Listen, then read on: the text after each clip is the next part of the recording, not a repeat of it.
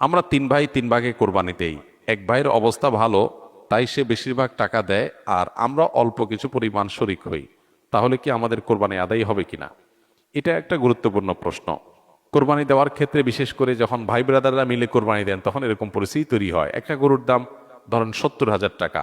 তো এক ভাই, তার উপার্জন অনেক কম, সেজন্য সে 5,000 টাকা দিছে, আর বাকি টাকা যেটা আছে সেটা হয়তো বাকি ভাইরা দিস। কোরবানি হবে কিনা? উত্তর হলো কারোর কোরবানি হবে না। কোরবানিতে যে কোনো একটা পূর্ণ অংশ নিতে হবে। 7 ভাগের একটা পরিপূর্ণ অংশ, 7 ভাগের 1 ভাগ, 7 ভাগের 2 ভাগ, 3 ভাগ, 4 ভাগ, সর্বনিম্ন 1 ভাগ নিতে হবে। ভগ্নাংশ নেওয়া যাবে না, অর্থাৎ 1 ভাগেরও অর্ধেক নেওয়া যাবে না।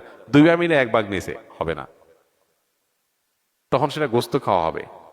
পশু জবাই হয়ে গেছে সেই পদ্ধতিতে, গোস্ত খাওয়া হবে, কিন্তু কোরবানি হবে না। কোরবানি বিশুদ্ধ হইতে হলে প্রত্যেককে পূর্ণাঙ্গ একটা ভাগ নিতে হবে। হ্যাঁ, এখন এমন হতে পারে যে এক ভাইকে আল্লাহ আর্থিক সচ্ছলতা দিয়েছেন, বাকিদেরকে দেন নাই, তো কি হবে? তখন সচ্ছল যিনি, তিনি তার পক্ষ থেকে কোরবানি দিয়ে বাকি সবাইকে, সবার পক্ষ থেকে দিবেন যে ঠিক আছে, তোমার পক্ষ থেকে একটা শেয়ার, তুমি টাকা দিলা না, আমি তোমারটা দিয়ে দিলাম, এটা হতে পারে। অথবা আরেকটা হতে পারে যে ঠিক আছে, তুমি অল্প টাকা কামাই করছো, মাত্র 5,000 টাকা আছে, তুমি টাকা না দিলে তোমার কাছে ভালো লাগতেছে না, তুমি টাকা দিলে তোমার কাছে খুশি হবে, তো সেক্ষেত্রে 5,000 টাকা তুমি আমাকে দিয়ে দাও। এটা কোরবানির শেয়ার না। আমি কোরবানিতে এটা লাগাবো, সেটা ভিন্ন বিষয়, বাট তুমি শেয়ার হিসাবে দিলে না, এটা হতে পারে। প্রবাসীরা অনেকে একটা কাজ করে, বিশেষ করে মিডিল ইস্টে যারা থাকে, অনেক প্রবাসীরা কোরবানি ঈদের দিন নিজেরা একটা ছাগল জবাই করে। তো রুমে 5 জন থাকে, এখন 5 জন মিলে একটা ছাগল জবাই করলে ওই ছাগলের টাকা তারা ভাগ করে। এই যে এক ছাগলে কয়জন শরিক হইতে পারবে, কয়জন কোরবানি দিতে পারবে? একজন। ভগ্নাংশ দেওয়া যাবে না।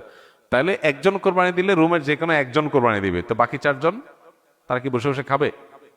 গোস্ত তো সবাই খাবে। তো এই জন্য তারা 5 জন মিলে ভাগ করে টাকা দেয়। এখানে কারোরই আসলে কোরবানি হবে না।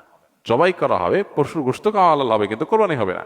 যদি কোরবানি হতে হয়, তাহলে এমন করা যেতে পারে, 5 জন মিলে টাকা দিল একজনকে, দিয়ে বলল, ভাই আপনি মুরব্বী মানুষ, বড় মানুষ, বা আপনি যে কোনো কারণে আমাদের থেকে ভিন্নতর, তো এই টাকাটা আমরা সবাই তুলে আপনাকে দিলাম, কোরবানিটা আপনার তরফ থেকে আপনি দেন, সবটা একজনের হলো, গোস্তটা সবাই খাইলো।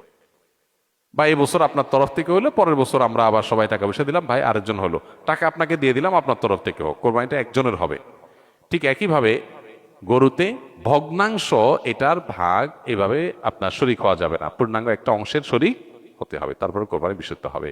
বর্তমান জামানায় ইসলামিক গজলের মধ্যে বিভিন্ন থাম্বনেল ইউজ করা হয়, যা অনেকটা গান বাদ্যযন্ত্রের মতো, এই ধরনের গজল শোনা বা অনলাইনে রিলিজ দেওয়া জায়েজ হবে কিনা? থাম্বনেল যেটা